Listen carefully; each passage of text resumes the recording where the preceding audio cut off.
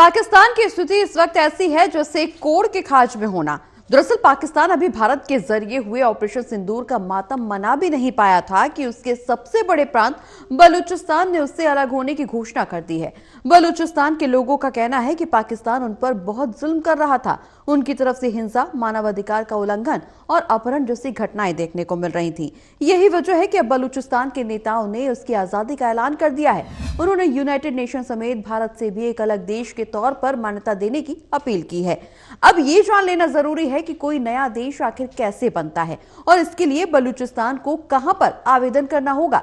दरअसल बलूचिस्तान के नेता मीर यार ने दुनिया से समर्थन मांगा है। उनका कहना है कि पाकिस्तान की सरकार उनके लोगों के साथ बहुत अत्याचार कर रही है, इसीलिए उन्होंने पाकिस्तान के साथ औपचारिक आजादी की घोषणा की है।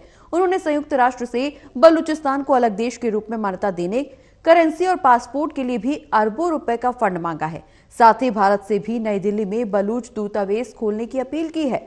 हालांकि सिर्फ इतना ही नहीं, बलूचिस्तान को एक अलग देश के लिए बहुत कुछ करना पड़ेगा। बता दें कि बलूचिस्तान पाकिस्तान का 44% हिस्सा है।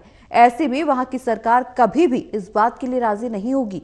बलूचिस्तान की मदद के लिए संयुक्त राष्ट्र की मदद के साथ साथ दुनिया की कई और प्रमुख शक्तियों का साथ होना जरूरी है। ऐसे में किसी भी नए देश को रजिस्टर होने के लिए सबसे पहले संयुक्त राष्ट्र महासचिव को आवेदन देना होता है। लेकिन इससे पहले सुरक्षा परिषद के संज्ञान में ये बात लाई जाती है कि कोई देश अलग होना चाहता है।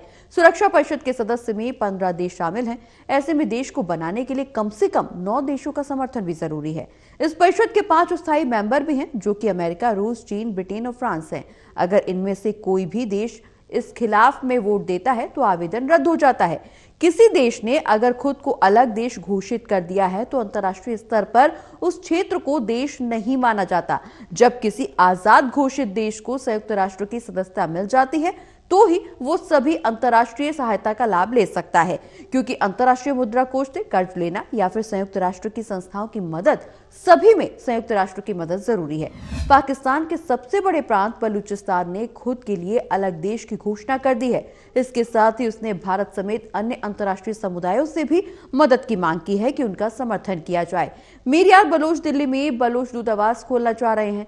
ऐसे में सवाल यह है कि किसी देश को किस आधार पर अलग देश का दर्जा दिया जाए और बलूचिस्तान के लिए यह सफर कितना मुश्किल है।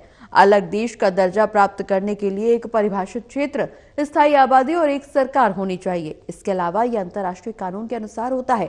दरअसल अंतर्राष्ट्रीय कानून के अनुसार राज्य के लिए न्यूनतम मानक तय किए जाते हैं। इसके अलावा यह भी सुनिश्चित किया जाता है कि आपका किसी अन्य देश के साथ कोई विवाद या तकरार ना हो। इसके अलावा एक औपचारिक सरकार होना भी जरूरी है, जो कि देश को चलाने, कानून बनाने और लागू करने का फैसला लेने के लिए जिम्मेदार हो। इसके अलावा दूसरे राष्ट्रों से संबंध बनाने की भी क्षमता होनी चाहिए। बलूचिस्तान की राह में रोड़े इसलिए भी हैं क्योंकि पाकिस्तान कभी भी बलूचिस्तान को अलग देश बनाने के लिए सहमति नहीं देगा, क्योंकि ये पाकिस्तान का 44% हिस्सा है।